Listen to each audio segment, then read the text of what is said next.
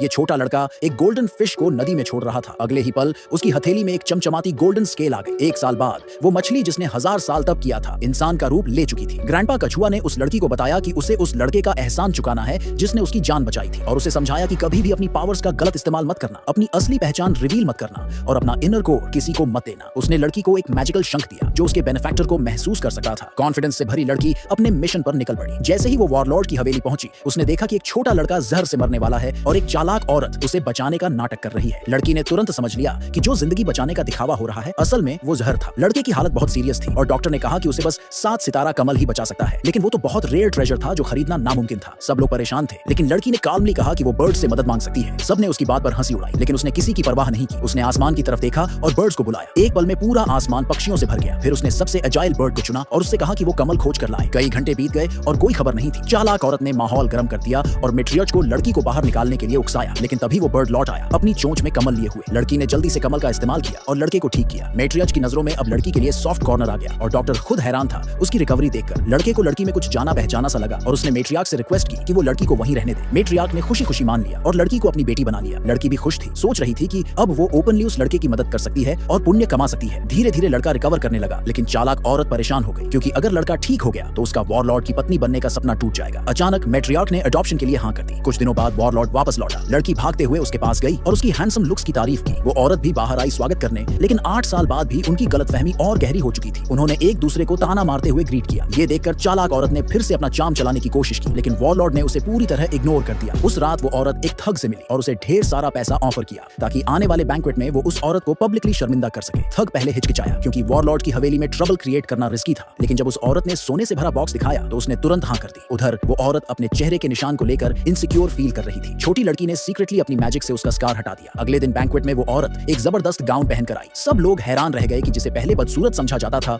वो आज बेहद खूबसूरत लग रही थी। वॉरलॉर्ड भी एक पल के लिए स्टंट रह गया। उसने धीरे से उसकी तारीफ की, लेकिन उसका जवाब सुनकर उसे समझ आ गया कि वो अब भी सबसे ज्यादा वॉरलॉर्ड की बीवी बनने के टाइटल की परवाह करती है। तभी वो ठग अंदर आया और दावा किया कि वो उसका लवर है। वॉरलॉर्ड ने उसे डिफेंड करने की कोशिश की, लेकिन ठग ने उसका अंडरगारमेंट दिखाया और कहा उस पर उसका नाम स्टिच्ड है। औरत कुछ बोल ही नहीं पाई। वॉरलॉर्ड को लग गया कि उसे फंसाया जा रहा है और उसने ठग को पकड़वा दिया। फिर भी वो थोड़ा डाउटफुल था, इसलिए उसने औरत को अलग ले जाकर उससे बात की। जब उसने उसके आंसू देखे तो उसने सोचा कि शायद वो उससे नफरत करती है और चुपचाप चला गया। जैसे ही वो गया कुछ लोग आए और उस औरत को जबरन ले गए। मैट्रियर्क ने देखा कि वॉरलॉर्ड उसे सजा देने में हिचक रहा है तो उसने खुद फैसला लिया और उस औरत को पॉन्ड में फेंकने का आदेश दे दिया। तभी छोटी लड़की टाइम पर पहुंच गई और उसे बचा लिया, लेकिन अपनी मैजिक का ज्यादा इस्तेमाल करने से उसे भारी असर हुआ। उसे अचानक ग्रैंडपा टर्टल की बात याद आई कि लूनर इक्लिप्स वाले दिन उसकी सारी पावर्स खत्म हो जाएंगी, और ये सोचते ही वो जमीन पर गिर पड़ी। ये देखकर चालाक औरत ने किसी को भेजा कि दोनों को खत्म कर दे, लेकिन उसी वक्त वॉरलॉर्ड को एक बहुत ही शॉकिंग खबर मिली।